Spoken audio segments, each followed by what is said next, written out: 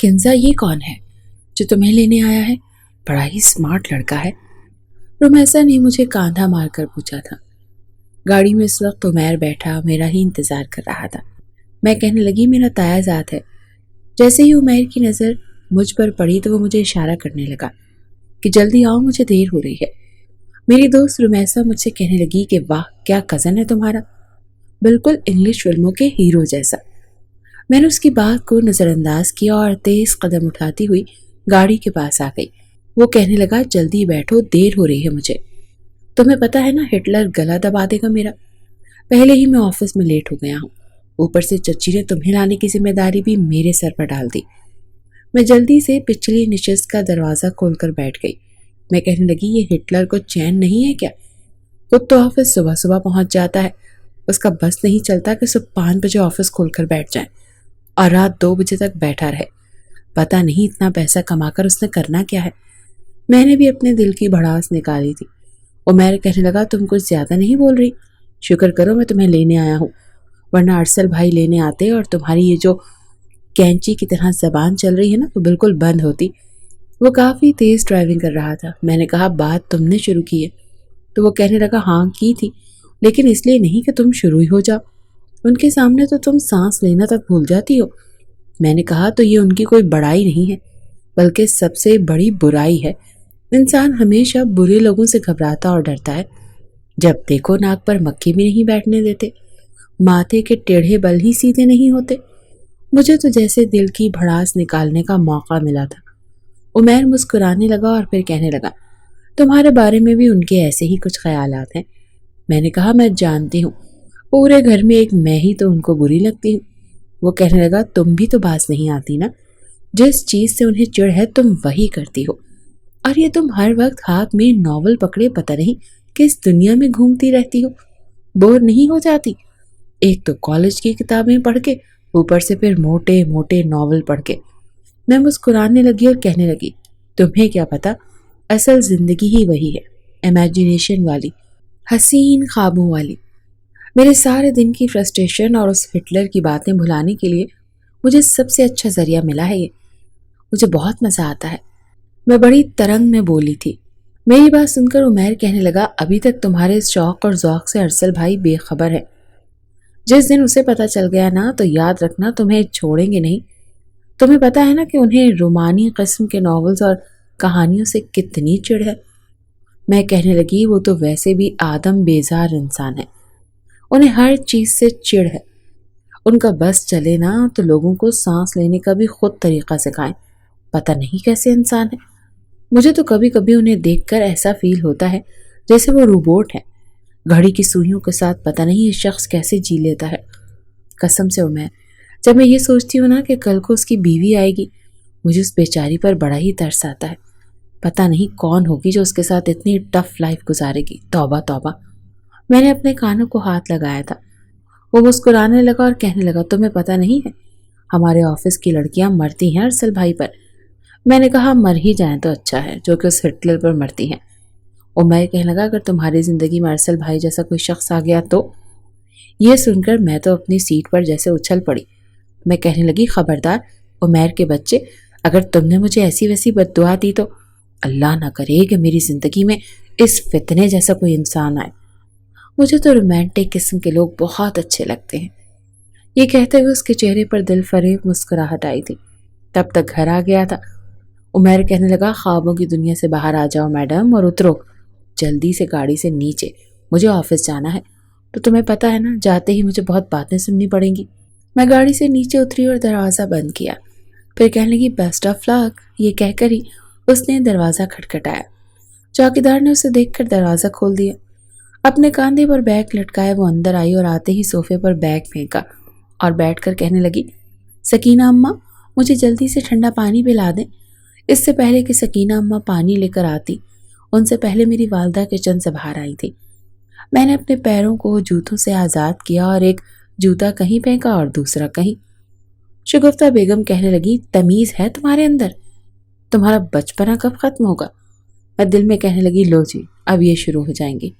میں کہنے لگی امی پلیز میں تھکی ہوئی آئی ہوں۔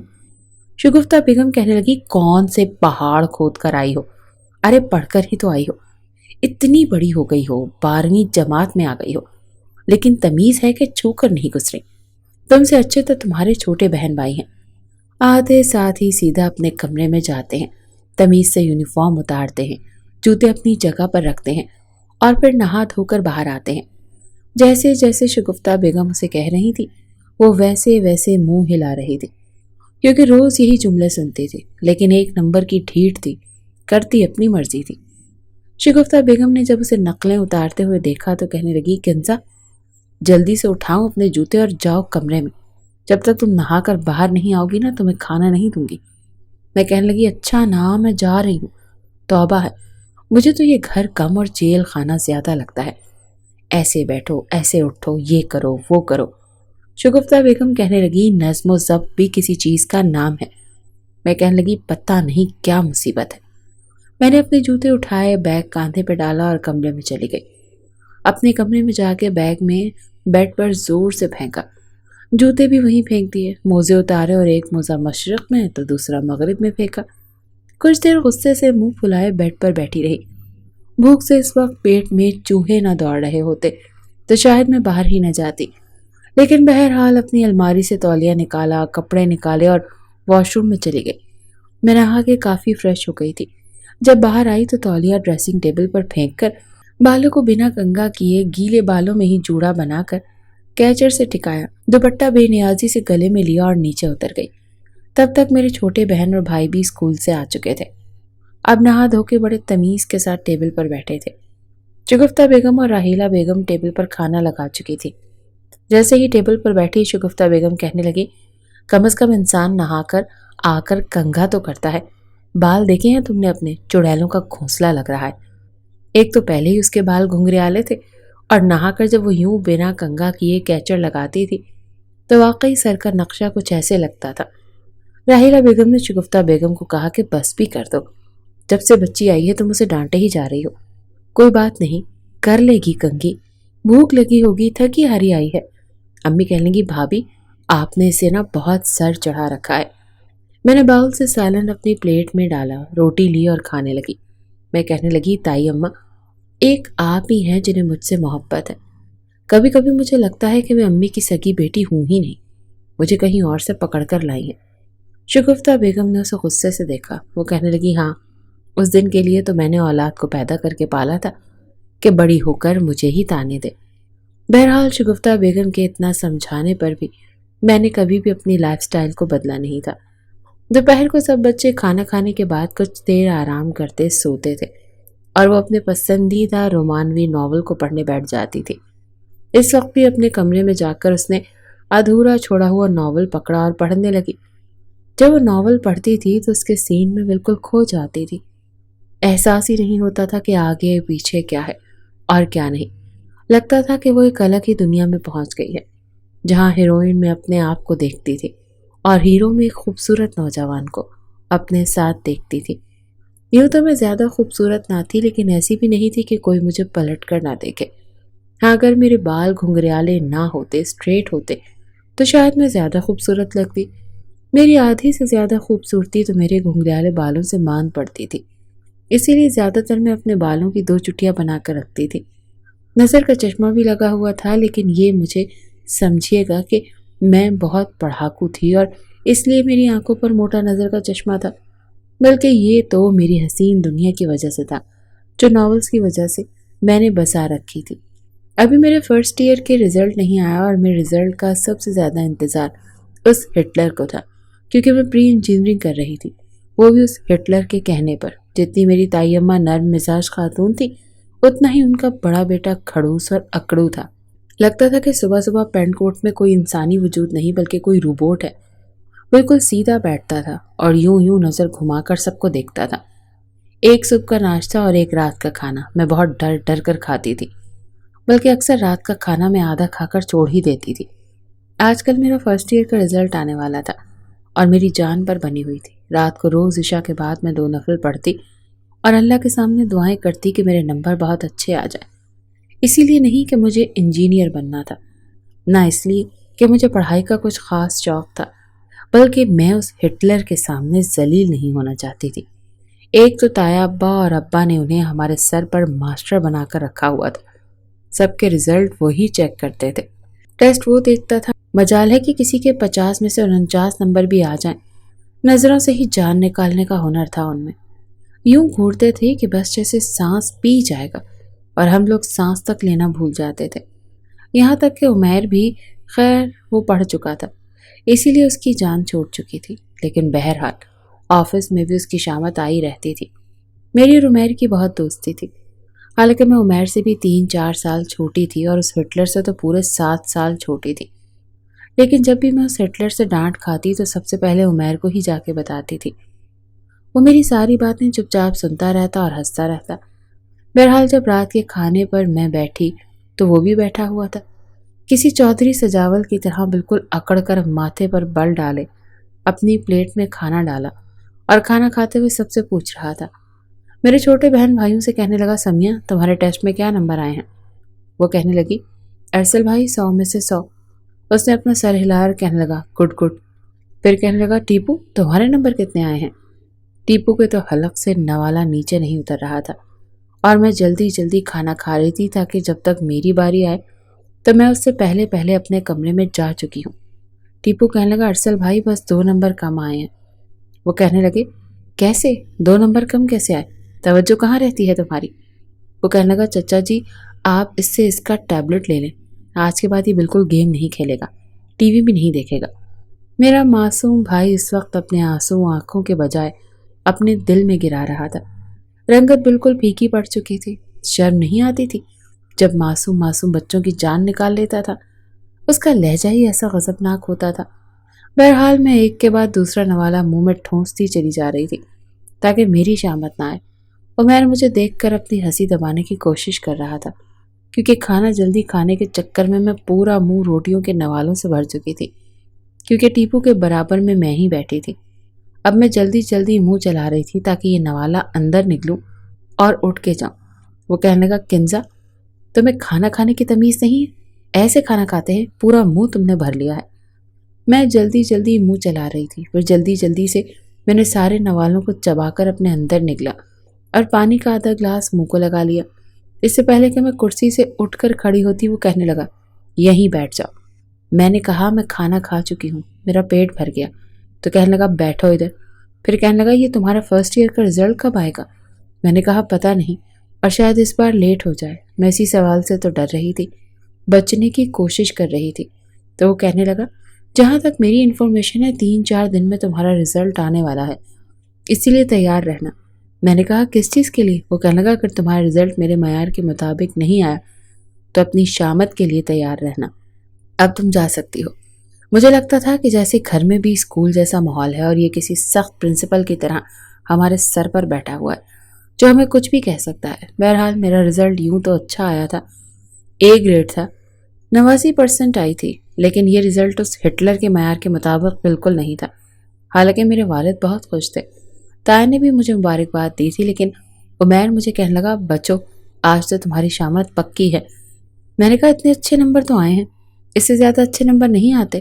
تو وہ کہنے لگا، جن کا A1 گریڈ آیا ہے نا ان کے نام تک اس ہٹلر کو یاد ہوں گے، ابھی آئے گا نا تو تمہیں ان سب کی پرسنٹیج بھی بتائے گا اور نمبر اور نام بھی جنہوں نے ٹاپ کیا ہے۔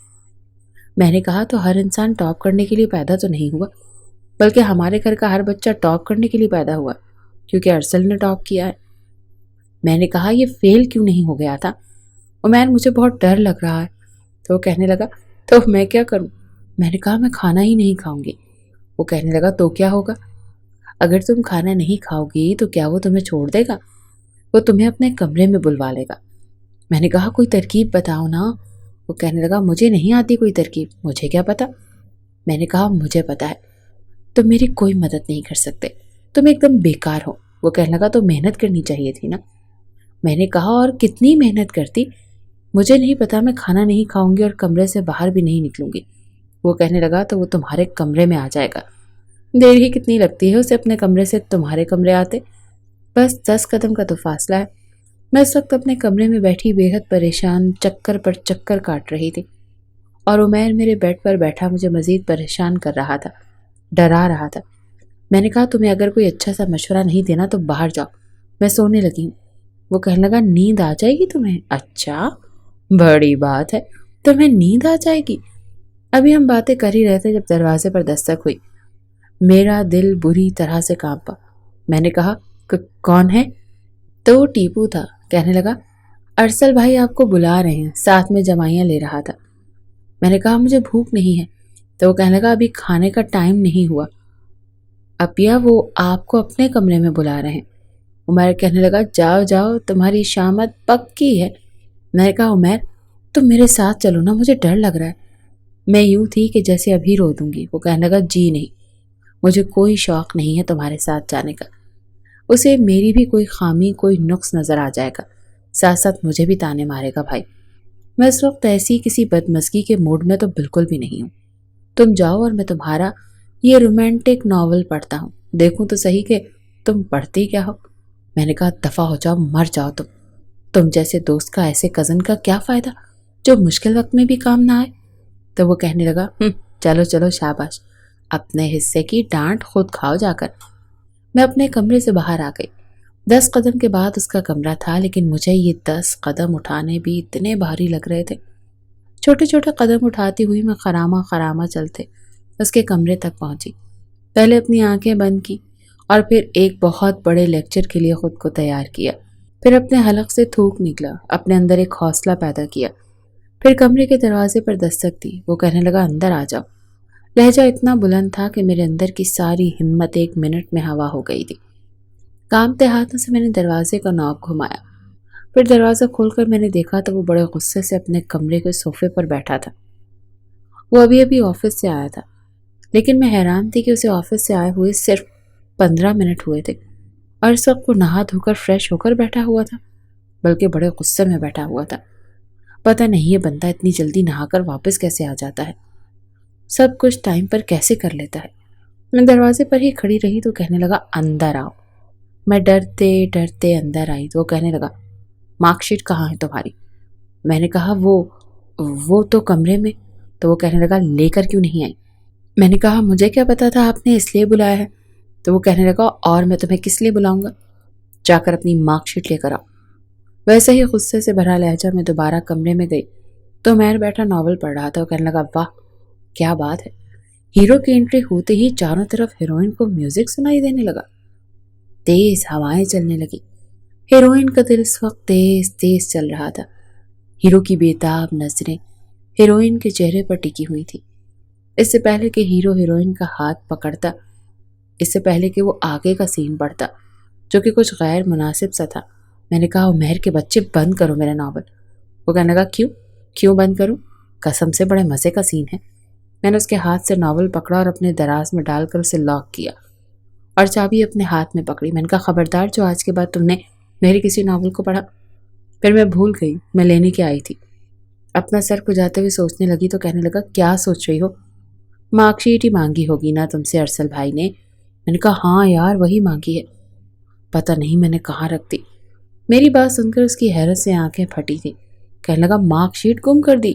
بیٹا اب تو تمہاری شامت پکی ہے۔ میں نے جلدی جلدی اپنا بیگ دیکھنے لگی۔ شکر تھا کہ کتاب کے اندر سے مجھے مل گئی تھی۔ میں وہ لے کر دوبارہ اس کے کمرے میں آ گئی، اس کے سامنے اپنی مارک شیٹ دکھائی۔ نمبر دیکھنے کے بعد وہ کہنے لگا مجھے بہت افسوس ہوا ہے تمہاری مارک شیٹ دیکھ کر۔ یہ کہہ کر اس نے واپس مجھے پکڑا دی۔ میں نے کہا کہ کلاس میں سب سے زیادہ ہائیسٹ میرے نمبر ہیں۔ تو وہ کہنے لگا تمہیں پتہ ہے جس لڑکے نے ڈراپ کیا ہے اس کی پرسنٹیج کتنی آئی ہے؟ میں نے کہا 98%۔ کہنے لگا جی نہیں 99۔ جب وہ لڑکا اتنی محنت کر سکتا ہے تو تم کیوں نہیں کر سکتی؟ جب تمہیں بولو پڑھو تو تمہیں کوئی نہ کوئی کام یاد آ جاتا ہے۔ میں تمہارے لیے نہ جانے کیا کیا خواب دیکھ رہا ہوں اور ایک تم ہو کہ بہت مایوس کرتی ہو مجھے۔ اگر سیکنڈ ایئر میں تمہارا یہی رزلٹ رہا نا تو پھر دیکھنا کیا کرتا ہوں میں تمہارے ساتھ۔ میں نے کہا ٹھیک ہے اس بار ایسا کچھ نہیں ہوگا۔ میرے حلق سے آواز نہیں نکل رہی تھی۔ وہ کہنے لگا جا یہاں سے۔ میں نے اس کے کمرے سے باہر نکل کر اپنا سانس بحال کیا جو کب سے روکا ہوا تھا۔ اوہ شکر ہے کہ اس نے مجھے زیادہ ڈانٹا نہیں تھا۔ بہرحال میں اپنے کمرے میں آ گئی۔ اتوار کے دن بھی ہمارے گھر میں صبح 7 بجے ہی ناشتہ ہوتا تھا، کیونکہ ہٹلر کہتا تھا کہ اتوار ہے تو کیا ہوا، روٹین خراب نہیں کریں گے۔ ناشتہ کرنے کے بعد وہ ہم سب سے ہمارے ٹیسٹ کے بارے میں پوچھتا تھا، ہم کیسے پڑھتے ہیں یہ پوچھتا تھا، تو کبھی کبھی سوال و جواب کرنے لگتا تھا۔ میں بہرحال ناشتے کے بعد ٹیسٹ یاد کرنے کے بہانے بنا کر اپنے کمرے میں آ گئی۔ اس وقت میں بے حد ٹینشن میں تھی، اسی لیے سوچا کہ پہلے تھوڑی دیر ناول پڑھ لیتی ہوں۔ ویسے بھی ختم ہونے والا تھا، صرف 60 صفحے ہی باقی رہ گئے تھے۔ اب تو میں چٹکیوں میں ختم کر سکتی تھی۔ میں نے دراز کھولا، اپنا ناول نکالا اور پڑھنے لگی۔ ابھی میں نے 25-30 صفحے ہی پڑھے تھے کہ آخری سین چل رہا تھا، جو کہ زیادہ رومانٹک ہوتے ہیں، اور میں لڑکا لڑکی کے سین پڑھ رہی تھی جب کسی نے میرے ہاتھ سے ناول چھینا۔ جب میں نے سامنے دیکھا تو میری جان نکل گئی، کیونکہ سامنے ہٹلر کھڑا تھا۔ پتہ نہیں وہ کمرے میں کیسے آیا، وہ بھی بنا دستک دیے۔ وہ بڑے غصے سے مجھے دیکھ رہا تھا۔ اس نے میرے ہاتھ سے ناول وہیں پکڑ کر چھینا جہاں سے میں پڑھ رہی تھی، اور اس وقت کافی رومانٹک سین تھا جو لڑکا لڑکی کے بیچ میں چل رہا تھا۔ وہ کہنے لگا، یہ پڑھ رہی ہو تم؟ یہ ٹیسٹ ہے تمہارا؟ میں فوراً سے بیٹھ سے کھڑی ہو گئی۔ وہ ناول پڑھنے لگا اور میں یوں تھی کہ شرمندگی کے مارے جی چاہ رہا تھا کہ زمین پھٹے اور میں اندر دفن ہو جاؤں، کیونکہ وہ جیسے جیسے پڑھ رہا تھا ویسے ویسے مجھے بڑے غصے سے دیکھ رہا تھا۔ اس نے ناول لیا میرے ہاتھ سے اور سامنے اڑا کر پھینکا اسے۔ وہ کہنے لگا، تو یہ فضولیات پڑھتی ہو تم؟ میں ٹپ ٹپ آنسو بہانے لگی۔ میرے پاس تو کوئی بہانہ ہی نہیں تھا۔ وہ کہنے لگا، شرم نہیں آتی تمہیں یہ سب پڑھتے ہوئے؟ میں تمہیں ایک کامیاب آرکیٹیکچر بنانا چاہتا ہوں، اور ایک تم ہو کہ یہ گھٹیا اور غیر اخلاقی چیزیں پڑھتی ہو۔ بتاؤ چچا کو، کیا پڑھ رہی تھی تم؟ تو میری تو یہ سن کر ہی جان نکل گئی۔ میں نے گھبرا کر اس کا ہاتھ پکڑ لیا۔ میں نے کہا، پلیز ارسل بھائی، بابا کو کچھ مت بتائیے گا۔ اس نے فوراً سے اپنا ہاتھ میرے ہاتھ سے کھینچا۔ وہ کہنے لگا، سیدھی کھڑی رہو۔ میں ایک دم الف کی طرح سیدھی کھڑی ہو گئی۔ وہ کہنے لگا، آئندہ اگر میں نے تمہیں اس قسم کی فضولیات پڑھتے ہوئے دیکھا نا تو یاد رکھو، چھوڑوں گا نہیں تمہیں۔ پھر کہنے لگا، اپنے دراز کی چابی مجھے دو۔ سامنے اس نے دراز کی طرف اشارہ کیا جہاں میرے سارے ناولز پڑے تھے۔ میں نے تکیے کے نیچے سے چابی نکال کر اسے دے دی۔ اس نے پھر دراز کھولا اور میرے سارے ناولز کی کتابیں دیکھی۔ پھر ایک گہری سانس لے کر مجھے بڑے غصے سے دیکھا اور پھر سارے ناول اٹھائے اور اپنے کمرے میں لے گئے۔ میں تو یوں تھی جیسے کاٹو تو خون نہ نکلے۔ گھبرائے ہوئے انداز میں اپنا ناخن دانتوں میں دبائے کمرے کے چکر کاٹنے لگی۔ آنکھوں سے آنسو بڑی تیزی سے رواں ہو رہے تھے۔ شرم سے تو الگ میں پانی پانی ہو رہی تھی۔ جو کچھ بھی تھا، مگر مجھے شرمندگی بہت زیادہ محسوس ہو رہی تھی۔ 10 منٹ تک میں روتی دھوتی رہی، ہٹلر کے ڈر سے گھبرائی رہی۔ اس سے تو یہ منتیں ترلے کر لی تھی کہ بابا اور بڑے بابا کو مت بتانا، مگر ان سے زیادہ جلاد تو یہ خود ہٹلر ہی تھا۔ حلق یوں تھا جیسے کانٹے چبھ رہے ہوں۔ دھیرے دھیرے جیسے آواز بحال ہوئی تو مجھے اپنے ناولوں کی کتابوں کی فکر لگ چکی تھی۔ اپنی پاکٹ منی جوڑ جوڑ کر میں نے یہ ناول خریدے تھے۔ وہ نہ جانے میرے ناولز کے ساتھ کیا کرتا۔ ایک دم سے میرا سارا ڈر غائب ہوا اور اپنے ناولز کی فکر ستانے لگی۔ کیسے اپنے ناولز کو سے ہٹلر سے واپس لیتی؟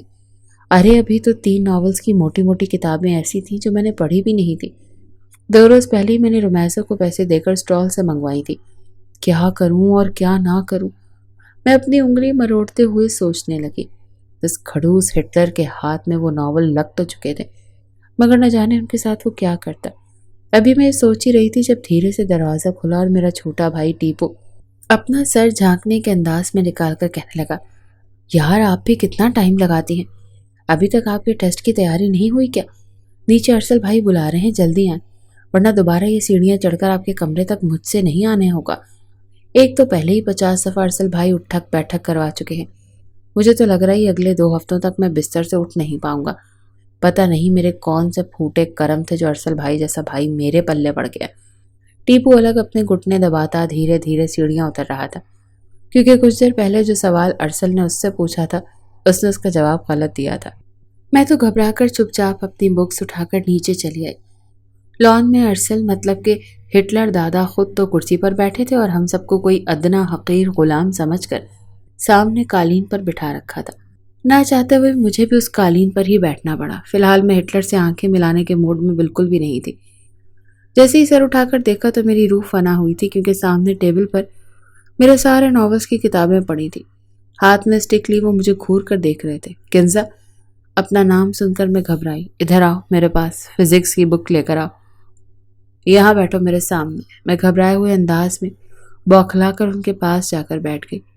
جب بک کو کھولتی انہوں نے ساری ایکویشنز مجھے بطور ٹیسٹ دیتے ہوئے کہا کہ مجھے ابھی یہ ساری ایکویشنز سالو کرنے ہیں۔ میرا تو کلیجہ منہ کو آیا تھا۔ میں فوراً ہڑبڑا کر کہنے لگی کہ یہ تو مجھے نہیں آتے، ابھی میری تیاری نہیں ہوئی، آپ کچھ اور پوچھ لیجئے۔ جواب میں وہ اپنا پہلو بدل کر ٹانگ پر ٹانگ چڑھانے کے بعد ترچھی نظروں سے مجھے دیکھ کر کہنے لگا، اور اب تم مجھے بتاؤ گی کہ تم نے کیا پڑھا ہے اور کیا نہیں۔ یہ چیپٹر نمبر 2 ہے اور اس میں سے ہی میں تمہیں سوال دے رہا ہوں۔ چپ چاپ بیٹھ کر حل کرو، اور اگر تم نے کویشچنز مجھے 100/100 نمبر سے حاصل کر کے دیتی ہو تو یہ ساری کتابیں تمہیں واپس بطور انعام ملیں گی، ورنہ یہی تمہارے سامنے میں ان سب کو آگ لگا دوں گا۔ میرا تو کلیجہ منہ کو آیا تھا۔ فوراً 10 منٹ پڑھنے کے لیے مانگ کر میں رٹا لگانے لگی۔ فزکس تو مجھے بالکل بھی پسند نہیں تھی، اور یہ سوالات تو ویسے ہی میری جان نکالتے تھے۔ جلدی جلدی پڑھ کر میں نے اسے ٹیسٹ دیا، مگر صرف ایک غلطی سے میرا 1 نمبر کم آیا تھا۔ ایسے تو میں نے آج تک کبھی کسی کو کھلانے کے لیے اپنی ماں باپ کے ترلے نہیں کیے تھے، جتنے میں اس وقت سب کے سامنے ہاتھ جوڑ کر ہٹلر سے کہہ رہی تھی کہ پلیز ایسا مت کیجیے، میری کتابیں مجھے واپس کر دیجیے، 1 نمبر کا ہی تو فرق ہے، کیا ہو گیا؟ اگر آپ اب تک 100/100 نمبر لیتے آئے ہیں، ضروری تو نہیں ہے کہ ہر کوئی آپ جیسا ہی ذہین فتین ہو۔ مگر میرے سامنے وہ میرے ناول کی کتابوں کو آگ لگا چکے تھے۔ میں یوں چیخ چیخ کر رو رہی تھی جیسے کتنا بڑا نقصان ہو گیا۔ میرے رونے کی آواز سن کر راحیلہ بیگم اور شگفتہ بیگم بھی باہر نکل آئی تھی۔ لان میں لگے آگ کو دیکھ کر گھبرا کر کہنے لگی، ارسل بیٹا، یہ کیا ہوا؟ یہ کس چیز کو آگ لگائی ہے تم نے؟ میں بیٹھی رو رہی تھی، جبکہ ٹیپو اور میرے چھوٹے بہن بھائی بیٹھ کر ہنس رہے تھے۔ تبھی عمیر بھی کھرا چکا تھا اور میں سسک کر ان کو بتا رہی تھی کہ دیکھیں انہوں نے کیا کیا، میری ساری اسکول کی کتابیں جلا دی۔ میں نے یہ جھوٹ بول تو دیا تھا، مگر اگلے ہی پل ارسل نے غصے سے کہا، واٹ؟ تم جھوٹ بھی بولنے لگ گئی ہو؟ مجھے تو پتہ ہی نہیں تھا۔ جس کالج میں ایڈمیشن ہوا ہے تمہارا، کیا وہاں پر تمہیں انجینئرنگ کے ساتھ ساتھ جھوٹ بولنے کی بھی ٹریننگ دے رہے ہیں؟ میں سہم چکی تھی، مگر سب کے سامنے اس ہٹلر نے چیخ چیخ کر سب کو بتا دیا۔ میری امی کو مخاطب کر کے کہنے لگا، چچی آپ نے اس پر دھیان نہیں دیا؟ اس قدر بیہودہ چیزیں پڑھتی رہتی ہے، یہ سارے ناولز ہیں، یہ میں نے اس کے کمرے میں دیکھے، عجیب خرافاتی دماغ ہے اس کا۔ جب بھی اپنا وقت کتابوں کے بجائے ناولز میں برباد کرے گی تو پھر ایک کامیاب انجینئر کیسے بنے گی؟ میری امی اس کے سامنے الگ شرمندہ ہو رہی تھی۔ میں روتے ہوئے اپنے خاک بنے ناولز کو دیکھ رہی تھی۔ اس سے میں نے کھا جانے والی نظروں سے اسے دیکھا۔ اس سے پہلے جس قدر ڈر اور خوف میرے دل میں ہٹلر کا تھا، شاید کسی اور کا اس کے لیے ہو، مگر آج تو مجھے اپنے دل میں نفرت سے بھی محسوس ہونے لگی تھی۔ اچھا نہیں کیا ارسل نے میرے ساتھ۔ امی مجھے کمرے میں لے آئیں اور مجھے ڈانٹنے لگیں کہ آج کے بعد تمہاری پاکٹ منی بند، تمہیں جو چیز چاہیے ہوگی تم مجھے کہو گی اور میں خود تمہیں لا کر دوں گی۔ شرم نہیں آئی تمہیں؟ ارے وہ لڑکا ہو کر تمہاری ان کرتوتوں سے پردہ اٹھا رہا ہے۔ میں اپنے گھنگرالے بالوں کو کانوں کے پیچھے کر کے کہنے لگی، آپ سب لوگ ارسل کی بات پر ہی یقین رکھتے ہو۔ مجھے کبھی کبھی محسوس ہوتا ہے کہ میں ایک گھر میں نہیں بلکہ ایک جیل میں رہ رہی ہوں۔ آپ لوگوں نے میری زندگی عذاب بنا کر رکھی ہوئی ہے۔ ایک طرف ارسل ہے جو، ایک طرف آپ سب لوگ ہیں جنہیں وہ ہر وقت میرے خلاف بھڑکاتا رہتا ہے۔ میں کسی کے حکم کی پابند نہیں اس گھر میں۔ اگر یہ سب کچھ ہونا ہے تو ٹھیک ہے، شادی کروا دیں میری، کم از کم اس قید خانے سے تو جان چھوٹے گی۔ جس قدر میں چیخ چیخ کر یہ بات کر رہی تھی، باہر بیٹھے ارسل کے کانوں تک بھی یہ آواز پہنچی تھی۔ عمیر جو صوفے پر بیٹھا پانی پی رہا تھا، ایک دم سے کھانسی کی وجہ سے پانی کی پچکاری اس کے منہ سے نکل کر سیدھا ارسل کی پینٹ پر گری تھی۔ کھا جانے والی نظروں سے ارسل نے اس کی طرف دیکھا۔ یہ کیا طریقہ ہے؟ کچھ تمیز نام کی چیز ہے کہ نہیں؟ یہ گھر ہے یا چڑیا گھر؟ ادھر میری اس بات پر میری امی سناٹے دار تھپڑ میرے منہ پر مار چکی تھی۔ جس پل میرے ساتھ یہ واردات ہو رہی تھی، اسی پل عمیر، ارسل اور راحیلہ تائی بھی وہاں پر آ چکی تھی۔ سب نے براہ راست مجھے تھپڑ کھاتا دیکھ لیا تھا، اور میں روتے ہوئے سب کے سامنے گھٹنوں تک شرم سے پانی میں ڈوب چکی تھی۔ راحیلہ تائی نے مجھے اپنے سینے سے لگا لیا۔ امی سے کہنے لگی، یہ کیا طریقہ ہے؟ بچی کو مار کیوں رہی ہو؟ میں سسک سسک کر رو رہی تھی، کچھ بولی نہیں تھی۔ سب کچھ ہٹلر کی وجہ سے ہوا تھا۔ میرے دل میں ان کے لیے اب نفرت آنے لگی تھی۔ مجھے وہ اپنی خوشیوں کا دشمن لگنے لگے تھے۔ میرے اور میرے ناولز میں جو بھی آتا، سچ میں وہ میرا دشمن ہی تو تھا۔ میری امی کو عمیر وہاں سے لے جا چکا تھا، اور ارسل کچھ دیر تو وہاں پر کھڑا رہا، مگر پھر وہ بھی وہاں سے چلا گیا، اور اس کے بعد میں اپنے کمرے سے نہیں نکلی تھی۔ سب لوگ کھانے کی میز پر موجود تھے، مگر میری سیٹ خالی تھی۔ میں اپنے کمرے میں بیٹھی ابھی بھی پھوٹ پھوٹ کر رو رہی تھی۔ میرے چھوٹے بہن بھائی مجھے چڑھانے کے غرض سے ہی صحیح ایک کٹورے میں میرے ناولز کی جلی ہوئی راکھ لے کر آئے تھے، اور میرے سامنے فرش پر رکھ کر روتے ہوئے کہہ رہے تھے کہ ہم تمہارے ناول کی استھیاں لے کر آئے ہیں، اب بتاؤ انہیں گندے نالے میں بہانا ہے یا تم انہیں سنبھال کر اپنے سینے سے لگا کر رکھو گی؟ اس بات پر میں نے اپنی چپل اٹھا کر ان کی طرف دے ماری۔ کتوں، کمینوں، یہاں میرا نقصان اور بدنامی الگ ہو چکی ہے اور تم لوگ یہ سب سوچ رہے ہو؟ دفع ہو جاؤ یہاں سے، مر جاؤ، ورنہ تم لوگوں کو بھی میں یوں ہی جلا کر بھسم کر دوں گی۔ دونوں مجھ سے چپل کھاتے وہاں سے بھاگ چکے تھے اور میں وہیں پر بیٹھی رو رہی تھی۔ کچھ دیر کے بعد مجھے اپنے کمرے کے باہر قدموں کی چاپ سنائی تھی۔ کوئی آ رہا تھا مگر میں یوں ہی گھٹنوں میں سر دیے روتی رہی۔ دروازہ دھیرے سے کھلا، میں نے پھر بھی سر اٹھا کر نہیں دیکھا۔ بھاری بھرکم بوٹوں کی آواز مجھے اپنے قریب ہوتی محسوس ہوئی اور پھر یوں لگا جیسے میرے پاس فرش پر کوئی بیٹھا ہو۔ یقیناً یہ عمیر ہی ہوگا، اور کون ہو سکتا ہے یوں چپکے سے میرے کمرے میں آنے والا؟ یہی سوچ کر میں نے گھٹنوں سے سر اٹھائے بغیر کہا کہ جانتے ہو آج اس ہٹلر نے کیا کیا ہے؟ تم بھی میری مدد کے لیے نہیں آئے، تم بھی بس خاموش تماشائی بنے پیچھے دیکھتے رہے۔ میرے سارے ناولز چلا دیے اس نے۔ 3 ناولز تو میں نے ابھی تک پڑھنا بھی شروع نہیں کیے تھے۔ اپنی پاکٹ منی کو جوڑ جوڑ کر میں نے وہ ناول خریدے تھے، مگر اسے کہاں پرواہ، وہ تو بس اپنا حکم صادق کرنا جانتا ہے۔ بس مجھے نہیں پتا، میں شادی کر کے اس گھر سے بہت دور چلی جاؤں گی، اتنی دور کہ کوئی بھی مجھ تک نہیں پہنچ پائے گا۔ سالوں بعد صرف 1 گھنٹے کے لیے یہاں پر آیا کروں گی، دیکھتی ہوں کیسے نہیں قدر ہوتی میری اس گھر میں۔ میں یہ سب کچھ کہتی اپنے دوپٹے سے اپنا ناک صاف کرتی۔ جیسے ہی سر اٹھا کر دیکھنے لگی تو مجھے یوں لگا جیسے کسی نے میرے سر پر بھاری پتھر مار دیا ہو۔ مجھے اپنا دماغ سن ہوتا محسوس ہونے لگا کیونکہ میرے سامنے عمیر نہیں ہٹلر بیٹھا تھا، وہ ہٹلر جس کے سامنے میں اسے ہٹلر بلا چکی تھی۔ وہ شاید مجھے منانے کے لیے یہاں پر اس کمرے میں آیا تھا، مگر میرے منہ سے اپنے لیے ہٹلر سن کر اس کے ماتھے پر بل پڑ چکے تھے۔ اچھا تو میں ہٹلر ہوں؟ یہ تم نے اور عمیر نے میرا نام ہٹلر رکھا ہوا ہے؟ یعنی یہ عزت ہے تم دونوں کے دل میں میری؟ میرا دل تو سوکھے پتے کی مانند کانپ رہا تھا۔ ایک مرتبہ پھر خوف کے مارے میں اس ہٹلر کے قریب سے اٹھ کر وہاں سے بھاگ جانا چاہتی تھی، مگر میں نے ایسا نہیں کیا۔ میں چپ چاپ اپنا رخ پھیر گئی اور سر پر دوپٹے کو ٹھیک کرتے ہوئے آنکھوں میں آنسوؤں کو صاف کرنے لگی۔ پوری طرح ہٹلر کو نظر انداز کر رہی تھی۔ وہ میری اس خاموشی پر شاید پہلی مرتبہ تھا کہ مجھے بازو سے پکڑ کر اپنے قریب کر گیا۔ دیکھو کنزا، میں نے جو بھی کیا ہے تمہاری بھلائی کے لیے کیا ہے، سمجھی؟ میں تمہیں کامیاب دیکھنا چاہتا ہوں تاکہ تم میرے کاندھے سے کاندھا ملا کر چل سکو۔ جب ارسل خانزادہ کے ساتھ کنزا خانزادہ چلے تو لوگ تمہیں داد دیں، تم ایک کامیاب لڑکی بنو۔ بتاؤ کیا غلط ہے اس خواب میں؟ میں تمہیں کامیاب ہوتا دیکھنا چاہتا ہوں۔ جب تک تمہیں ناولز میں گھسی رہو گی تم کبھی بھی کامیاب نہیں ہو پاؤ گی، بس خیالی دنیا میں رہو گی، اور جو لوگ خیالوں میں جیتے ہیں وہ زندگی میں کبھی کامیاب نہیں ہو پاتے۔ کامیاب ہونے کے لیے محنت کرنا پڑتی ہے۔ میں اپنا بازو بڑے تعصب سے چھڑوا کر کہنے لگی، مجھے نہیں ہونا کامیاب۔ میرے باپ دادا الحمدللہ اچھے خاصے امیر کبیر ہیں، پیسوں کی ریل بیل ہے، کسی چیز کی کوئی کمی نہیں ہے۔ پھر کیا کروں گی اتنا پڑھ کر؟ اپنے قدموں پر کھڑی تو کمزور لڑکیاں ہوتی ہیں، وہ لڑکیاں جن کے باپ دادا کے پاس پیسے نہیں ہوتے۔ میری اس بات پر نفی میں سر ہلا کر وہ کہنے لگے، میں کبھی سوچ بھی نہیں سکتا تھا کہ تم اتنی تنگ ذہنیت کی مالک ہوگی اور ایسی گری سوچ تم رکھتی ہو۔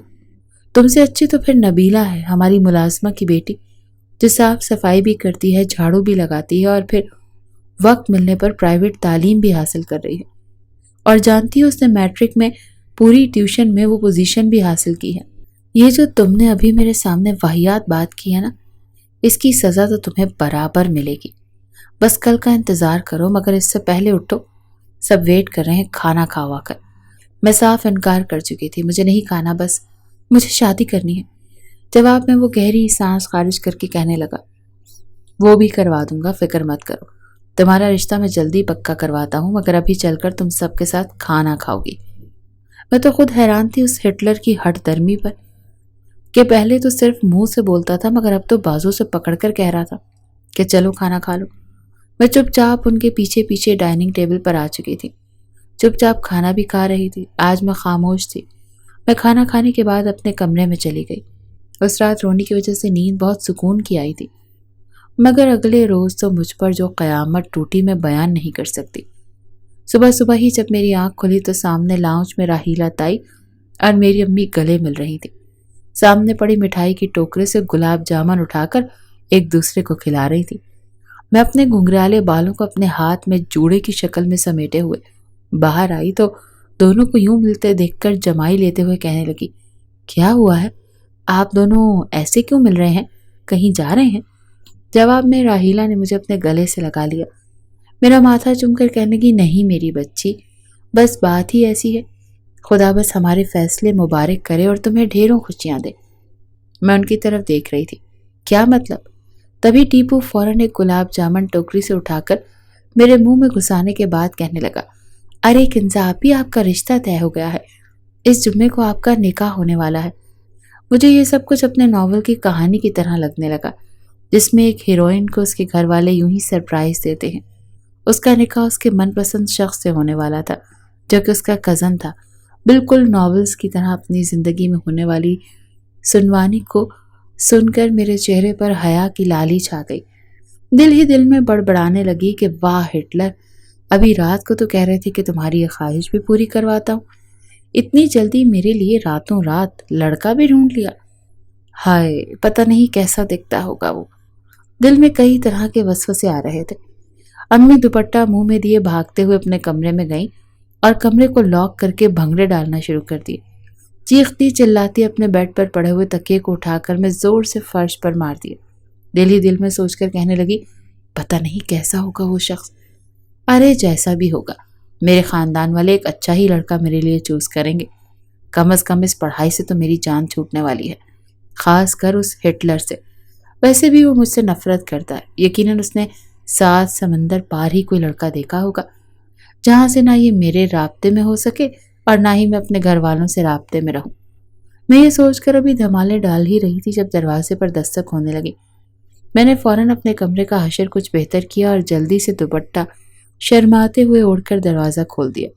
سامنے عمیر کھڑا تھا، کافی سنجیدہ اور سخت مزاج لیے مجھے ہی دیکھ رہا تھا۔ عمیر کو دیکھ کر نہ جانے کیوں میں مسکرا کر کہنے لگی، تمہارے چہرے پر 12 کیوں بج رہے ہیں؟ کیا تم نے سنا؟ گھر والوں نے میرا رشتہ طے کر دیا ہے اور میں تو بتا نہیں سکتی کہ میں کس قدر خوش ہوں۔ فائنلی میری شادی ہونے والی ہے۔ جانتے ہو، ناولز میں ہر لڑکی کی شادی 18-19 سال کی عمر میں ہو جاتی ہے، اور میں نے بھی یہی خواب سوچا تھا کہ بس میں بھی اس عمر میں شادی کر کے اپنے پیا کے ساتھ چلی جاؤں۔ عمیر مسکرایا اور پھر خوشگوار حیرت سے کہنے لگا، کیا تم سچ مچ خوش ہو اس رشتے سے؟ اس کے یوں کہنے پر میں ہنس کر کہنے لگی، ہاں آف کورس، پڑھائی سے جان چھوٹ رہی ہے، اور خاص کر اس ہٹلر سے۔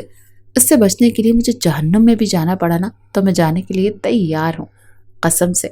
اس بات پر عمیر کی آنکھیں پھٹی کی پھٹی رہ چکی تھی۔ کہنے لگا، تمہیں پتا ہے تمہارا رشتہ کس سے طے ہوا ہے؟ تمہارا نکاح کس سے ہونا ہے؟ اس کے یوں سنجیدہ سے سوال پر میں تھوڑی سی ہڑبڑائی تھی۔ میں کہنے لگی کہ نہیں، اس بارے میں تو میں نے پوچھا ہی نہیں تھا۔ اس ہٹلر سے دور جانے کی خوشی اتنی تھی کہ میں نے پہلے اس کمرے میں آ کر بھنگڑے ڈالنا زیادہ مناسب سمجھا۔ وہ گہری سانس خارج کر کے اپنے سینے پر ہاتھ باندھ چکا تھا۔ جن نظروں سے مجھے وہ دیکھ رہا تھا، میرے تو سانس حلق میں اٹک رہا تھا۔ پلیز کچھ بولو، سسپینس مت بناؤ، میرا سانس رک رہا ہے۔ کون ہے وہ جس سے گھر والوں نے میرا رشتہ طے کیا ہے؟ وہ گہری سانس خارج کر کے کہنے لگا، پہلے سکون سے بیٹھ جاؤ، ٹیپو لیمو پانی لے کر آؤ، کہیں سن کر بے ہوش ہی نہ ہو جائے۔ ٹیپو جیسے کمرے سے باہر ہی کھڑا تھا، فوراً پانی میں نمک اور لیمو ملاتا میرے پاس لے آیا۔ یہ لو جی باجی، جلدی جلدی کھٹک جاؤ، میرا تو بلڈ پریشر اس تجسس سے ہی لو ہو رہا تھا۔ 2 گھونٹ بھرنے کے بعد میں نے ٹیپو اور عمیر کی طرف دیکھا۔ جب ایک گہری سانس خارج کر کے عمیر میرے سامنے آیا اور کہنے لگا کہ کل رات ارسل بھائی نے خود چچا جان اور چچی سے تمہارا ہاتھ مانگا ہے، ہاتھ نہیں بلکہ تمہیں پورا کا پورا ہی مانگ لیا ہے۔ ان کا کہنا ہے کہ وہ تم سے شادی کرنا چاہتے ہیں۔ جب تک تمہارا ارسل بھائی سے نکاح نہیں ہوگا تم سدھرو گی نہیں، تمہیں وہی بہتر طریقے سے سدھار سکتے ہیں۔ ارسل بھائی کا اتنا کہنا تھا کہ فوراً تمہارے امی ابو نے ہاں کر دی، اور بس ارسل اتنا کہہ کر کمرے سے چلا گیا۔ مگر رات سے ہی اس گھر میں خوشی سے کوئی سو ہی نہیں پایا، اور میں تو بالکل بھی نہیں۔ سب لوگ سمجھ رہے تھے کہ ارسل بھائی نہ جانے کس مزاج کی لڑکی کو پسند کریں گے، مگر ہمیں تو حیرت ہے کہ انہوں نے پسند کیا بھی تو کسے؟ کنزا، تمہیں؟ عمیر اور ٹیپو دونوں مجھے یہ سب کچھ بتا رہے تھے اور میں یوں تھی کہ جیسے ہارٹ اٹیک آ چکا ہو۔ میں وہیں بیڈ پر گر کر بے ہوش ہو چکی تھی۔ ٹیپو اور عمیر مجھے اٹھانے لگے۔ پورے گھر میں میری بے ہوشی کی خبر پھیل گئی اور ہٹلر کو بھی کال کر کے بلا لیا گیا۔ میں جب زیادہ دیر تک ہوش میں نہ آئی تو مجھے ہاسپٹل لے جایا گیا۔ بار بار اپنی آگے کی زندگی کو سوچ کر مجھے گھبراہٹ ہو رہی تھی۔ اس سے اچھا تو یہ تھا کہ میں مر جاتی، مگر ارسل جیسے شخص کے ساتھ میری زندگی گزارنا ناممکن تھا۔ جیسے ہی مجھے ہوش آیا تو میرے سامنے اس وقت سینے پر دونوں ہاتھ باندھے وہ ہٹلر کھڑا تھا، ماتھے پر بل ڈالے سنجیدگی سے دیکھ کر کہنے لگا، جب وقت پر کھاؤ پیو گی نہیں تو یہ سب کچھ ہوگا۔ حالت دیکھو اپنی۔ آج تمہارا کیمسٹری کا ٹیسٹ تھا نا، یقیناً یہ بہانہ بنا کر تم ہاسپٹل پہنچی ہو تاکہ تمہیں ٹیسٹ نہ دینا پڑے۔ ہٹلر کے یہ الفاظ سن کر میں آنکھیں موند گئی۔ کاش یہ سب خواب ہوتا۔ میں یہ دعا کر رہی تھی کہ یا اللہ میری جان لے لے۔ یہ شخص تو تانے دے دے کر اور سنا سنا کر ویسے ہی میرا قتل کر دے گا۔ ساری زندگی میں اس کا ٹارچر کیسے سہوں گی؟ ابھی میں یہ بات سوچ ہی رہی تھی جب اگلے ہی پل ہٹلر نے ایک نظر مجھے آنکھیں سکیڑ کر دیکھا اور پھر بازو سے جھنجھوڑ کر کھڑا کر دیا۔ ابھی بھی لیٹ نہیں ہوئی تم، بس 9 ہی بجے ہیں۔ تم پہلے جا کر ٹیسٹ ہوگی، اس کے بعد ہم باقی کی باتیں کریں گے۔ میرا جی چاہ رہا تھا کہ میں بچوں کی طرح رو رو کر آسمان سر پر اٹھا لوں۔ کون تھا یہ مجھ پر حکمرانی کرنے والا؟ میں نے یہ بات بغیر ڈرے ہٹلر کو بھی کہہ دی کہ ہوتے کون ہیں آپ میری زندگی پر حکمرانی کرنے والے؟ جواب میں بغیر کسی تاثر کے کہنے لگے، تمہارا ہونے والا شوہر۔ ایسے شوہر سے اچھا میں ساری زندگی کنواری بیٹھی رہوں۔ کہانی ابھی جاری ہے۔ ویورز، کیسا لگا آپ کو یہ ناول؟ سیکنڈ پارٹ پڑھنا چاہیں گے؟